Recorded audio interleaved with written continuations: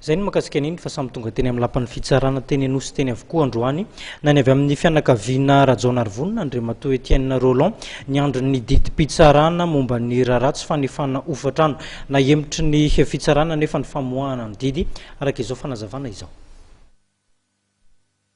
Na hevitra ao amin'ny 4 Desambra ho avy izao raha tokony androany no navoaka ny didim-pitsarana momba ny raharaha mampifanolana any Gisèle Rajaonarvony anabavin'ny ambassadeur teo aloha Anarso Rajaonarvony ankilany sy Andriamatoa Jules Etienne Roland andaniny.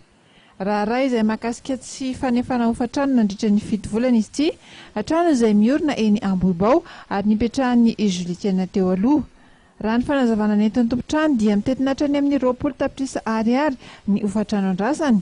Raha ny fanazavan'ny Ramatoa Gabine Roland ary dia mangataka fifampirarahana teo anivon'ny fitsarana izy ireo.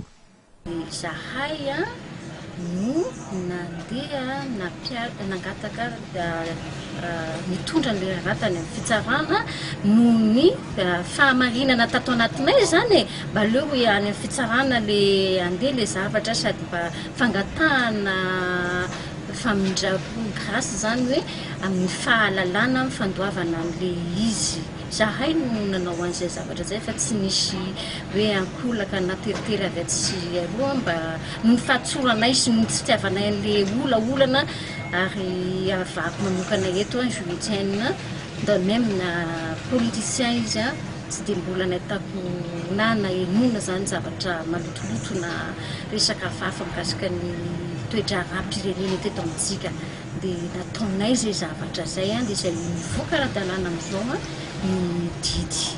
Andrasana ny 4 Desambra ho avy izao zany fanapakevitry ny fitsarana momba ity raha ratsy fandoavana ofatrano ity ary idirana mpanao politika malaza.